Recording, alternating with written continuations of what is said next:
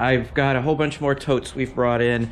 This, again, as I said, will pretty much fill this room, and I really hope that it's airtight from the front. Obviously, the ceilings up on top are all insulated all the way around, so it's not going to come in from the top, but you never know. There could be some leaks down here or something else like that.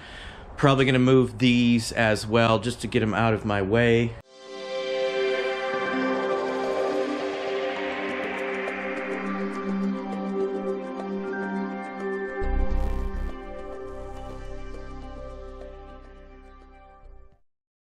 So we just brought another load over here. I can fit like, geez, 14 totes in my vehicle here. So I've been bringing that over. And I got a whole bunch more coming in here, as I said.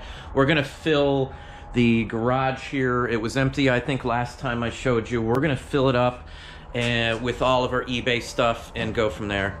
We've got shelves to set up. We've got all sorts of different things to do with moving.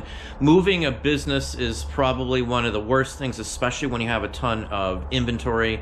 We're basically going to just have all the stuff that's active sitting at our old place until the day we shut it down over there, and then it's all moved the very same day, and that's the last of what we go. So I'll have a computer, a printer, and all of our merchandise sitting over there.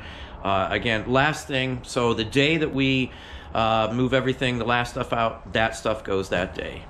It's the best way to do it. You're not going to get stuff mixed up. And at that point, everything that's live and active will be able to go straight into the eBay building. We'll have it sealed up by then. Figure 2 days to seal it up, make some tables, and put up the shelves, and we'll be good to go. So we've timed it fairly accurately. I think everything's been going pretty much to plan. I plan everything out. Don't just move it willy-nilly. Don't just grab stuff and start moving it. We had a plan. We had to change it a little bit a few times, but other than that, I plan it all out ahead of time. So there's no mistake, no issues, and nothing else is going to happen with it. That's the best bet for us to do this. So move-wise, I've been doing 3 trips or 4 trips every day to the new house. It's an hour round trip, not counting unload time or anything else. Before we start to load up the van, I'm already packing up and doing eBay and Etsy and Hip and Amazon and all that stuff, for mailing out everything that has to go out in the mail, loading up, doing that stuff. In the evening, most stuff is packed up, luckily. We've been well ahead of the game. Let's see, what is today? I've got 16 more days to get out. We haven't rented a truck yet. We're waiting till the big building's done so I can get the cabinets that I purchased from Joss A. Bank store. Huge wall of display cabinets I purchased from the old, it's an old shopping, well, not an old one. It's a very fancy shopping complex I purchased some display shelves from. If you're in my Patreon or YouTube membership, you've already seen them.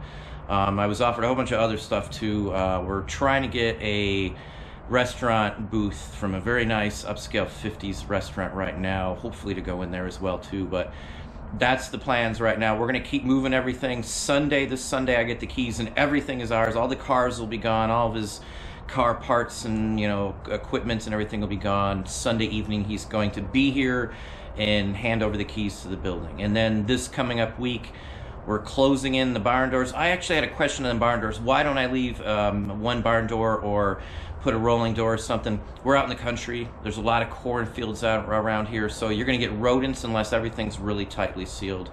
We're actually putting in a 30-foot lean side carport area on the side of the building, so anything that big comes in will just be dumped there and we'll just manhandle it in.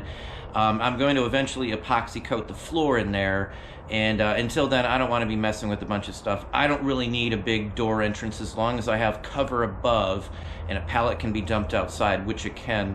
Where we're at now, I can get a semi can drive into here and deliver stuff. We actually had wood delivered on a big semi truck for the building already, so just an FYI. Again, tote wise, I'm really piling it in here. We've got a ton of it.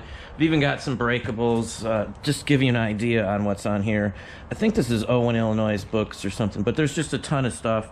All unlisted merchandise, all stuff that's been hand-picked by me, as I said. So I've got so much merchandise that hasn't been listed, that's just been sitting in boxes and bins and totes for, geez, I don't know how long. We've been buying in inventory for 25, 30 years at this point. And, you know, you sell the good stuff, We get our money back from the stuff, and a lot of times stuff sits around because we already made a profit and it's just extra free money. Nothing wrong with it. That's not hoarding. I've had somebody make a hoarding comment. It's called backstock. I don't have to source for the rest of my life probably, and I think I would probably be okay with what I have here, listing a couple thousand items every single month for the rest of my life without having to buy another item. When they're cheap and you can make money and not have money invested with stuff sitting around, buy it. I only buy pretty much in the summer as well because that's when everything is the cheapest.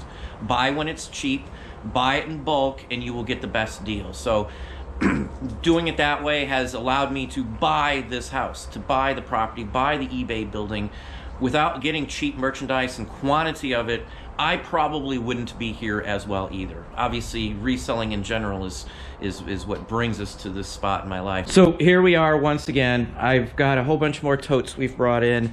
This again, as I said, will pretty much fill this room, and I really hope that it's airtight from the front. Obviously, the ceilings up on top are all insulated all the way around, so it's not going to come in from the top, but you never know. There could be some leaks down here or something else like that. Probably going to move these as well just to get them out of my way. Shelf-wise, the shelves we always buy are Muscle Man shelves. That's the shelves we use. These hold 4,000 pounds, and they're about $100 a piece. I think I got 9 here. I think there's 4 more that we already brought back over from the other place. All told, I got like, I don't know, close to $3,000 invested in just these. I got my, here's Wilhelmina for those. Wilhelmina? Who's Wilhelmina? Who's a Wilhelmina? Who's a Wilhelmina? Who's a Wilhelmina? There's a little baby girl. There's a little baby girl. Who's a little baby girl? Come on. Who's a little girl? Who's a little girl? What is that? You gonna sniff it? There's Jack again, our little rescue dog. Obviously the house. View from the front yard. Somebody used to play volleyball. That's a volleyball net. Luckily they put in all this nice fence for us too. So again, this is the barn itself. You can see kind of a close-up. Barn doors are going to go bye-bye. He's got them locked in there pretty good actually right now. So these are going to be yanked off here, and then we're going to seal it all up. Actually, it doesn't look like I'll have to do a ton of work to it. You can see they're kind of nailed together there, and then some screws on the other side. But we'll have the keys to the building on Sunday, and then it will be done. Now here's one of my neon signs here. Obviously you can see one is broken. I broke it while it was in storage. We took it all apart. I had it professionally wrapped up in the whole works. We're gonna take it in, and I'm gonna have this fixed, and you will see this on the wall in the eBay building as well. Now, I've had this for 20 years in storage in a box. I got it out actually because we are going, as I said, going to have it fixed. And I'll show you what it looks like after it's fixed. Maybe we'll even get to show you it being fixed. Now, I was told this is like a $5,000 sign. I don't know how true that was, but they were trashing them out. I was responsible for 30 some odd stores working for Einstein Brothers when I worked there. And I put this together from 4 broken signs. I helped close down a couple of stores. One of these, I think part of this was sitting in the back room at the Georgetown Einstein Brothers there, right before the Key Street Bridge there in the DC area. But now, as I said, I've had this for 20 years. It's about time it's been fixed. We're going to take it. I'd love to have this on the wall, so that's what we're doing with this one here as well. Hopefully that gives you some ideas, some thoughts. If you enjoyed this video, please hit that like button down below. You can also hit the bell icon to be notified if I post new content or go live. Subscribe and tell all your friends.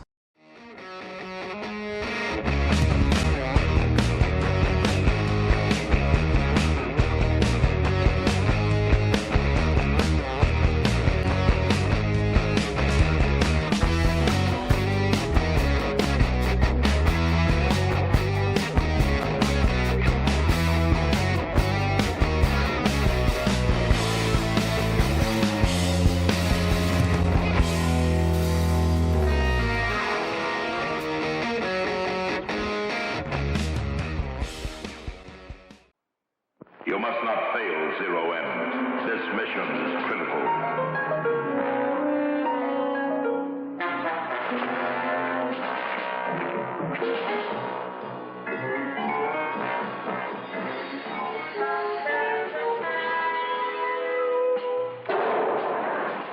This is a most unusual weapon.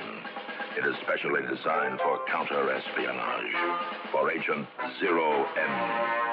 It's called the Zero M Sonic Blaster. This is why. It fires a massive blast of compressed air, and this tremendous roar is the actual sound. For training purposes, this special delayed action target comes with it. Get Mattel's powerful Zero M Sonic Blaster wherever toys are sold. Remember the password, Zero M.